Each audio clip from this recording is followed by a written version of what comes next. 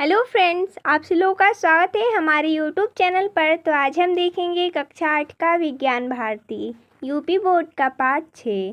पाठ का नाम है कोशिका से अंग तंत्र तक। तो देखिए दोस्तों, जैसा कि हम इस पाठ का प्रश्नोत्तर देखेंगे, तो चलिए स्टार्ट करते हैं।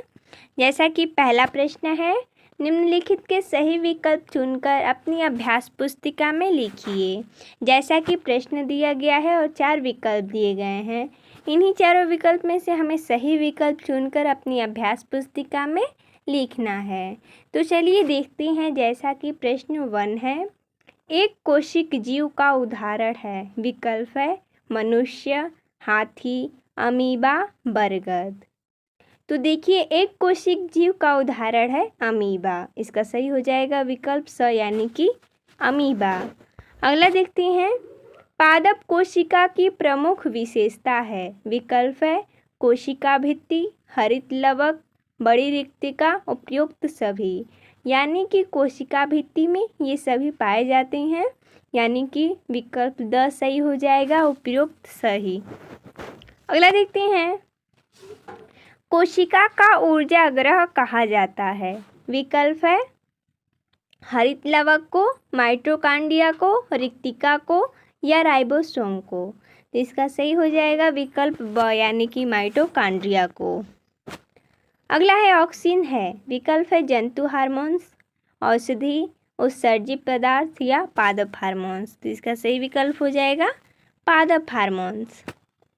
अगला है फलों को पकाने के लिए कौन सा हार्मोन्स उपयोग किया जाता है। विकल्प है ऑक्सिन, एब्सिसिक अम्ल, एथिलीन, साइटोकाइनिन। तो इसका सही विकल्प हो जाएगा एथिलीन।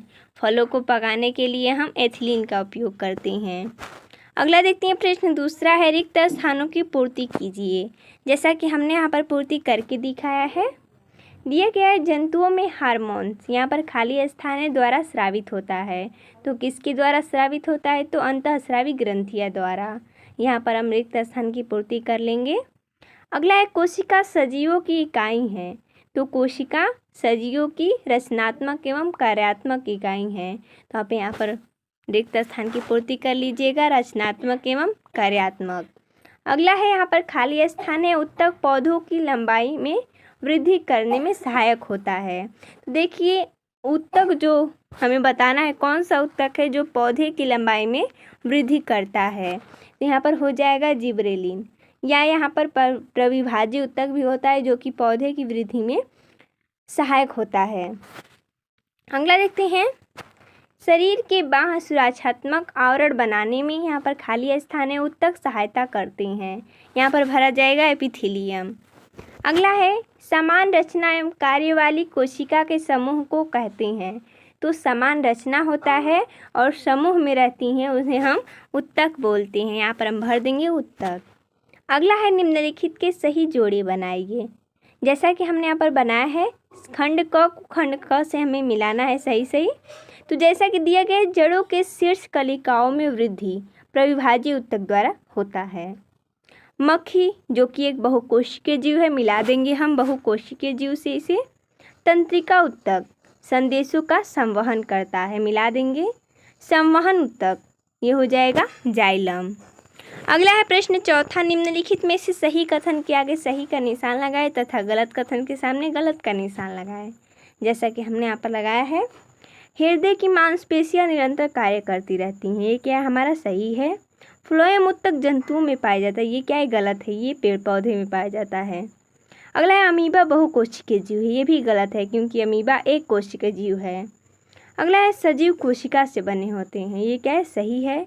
सभी कोशिकाओं में कोशिका भित्ति पाई जाती है, ये क्या है? गलत है। सिर्फ पादप कोशिकाओं में ही कोशिका भित्ति पाई जाती है।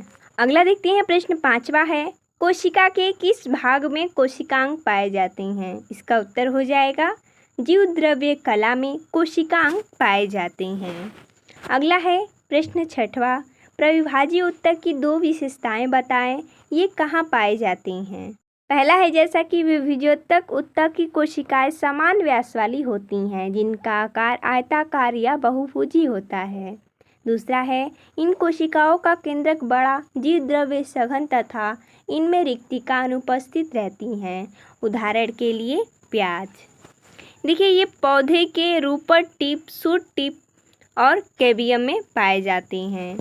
अगला प्रश्न 7वां, किन्हीं 2 अंतःस्रावी ग्रंथियों के नाम तथा उनके कार्य लिखिए। तो जैसा कि हमने यहाँ पर लिखा है, पहला है ग्रंथि का नाम पीयूष ग्रंथि। इनका कार्य है शरीर में वृद्धि करना और इनकी कमी से वृद्धि रुक जाती है। दूसरा है थायराइड ग्रंथि। इनका कार्य है शरीर की उपापचयी क्रियाओं को नियंत्रित करता है।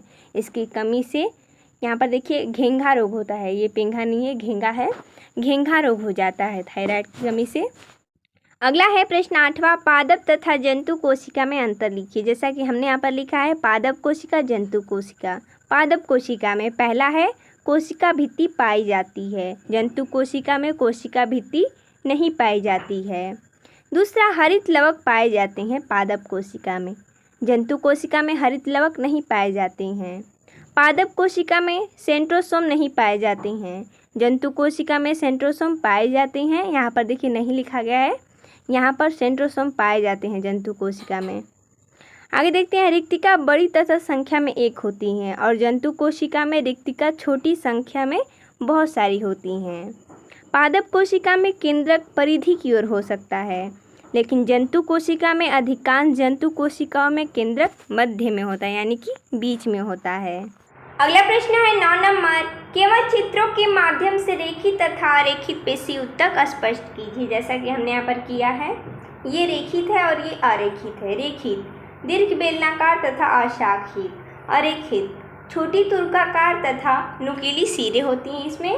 रेखित बहुकेंद्रीय परिधीय केंद्रक। अरेखित एक केंद्रीय तथा केंद्रक बीच में स्थापित होते हैं। रेखित गहरे तथा हल्के रंग की पट्टिकाएँ होती हैं। अरेखित पट्टिकाएँ नहीं होती हैं। रेखित ऐच्छिक संकुचन तेजी से थोड़े समय के लिए जल्दी थकान महसूस करती हैं। अरेखित संकुचन धीरे धीरे होता है परंतु लंबे काल तक एवं पेशी को थकान अनुभव नहीं होता। एच यहाँ देखिए दिया गया है, कंकाल से जुड़ी होती हैं जैसे सिर, हाथ, पैर, जीभ। ये शरीर में अंगों की दीवारों में पाई जाती हैं। ये चित्र है यहाँ पर। अगला देखिए दिया गया है प्रश्न 10, पादप कोशिका का नामांकित चित्र बनाएं। तो विद्यार्थी आप किताब की सहायता से स्वयं बनाइएगा। तो देखिए दोस्तों, जैसा कि इसमें इतना ही प्रश्न दिया गया था, तो मिलते हैं तब तक के लिए धन्यवाद दोस्तों।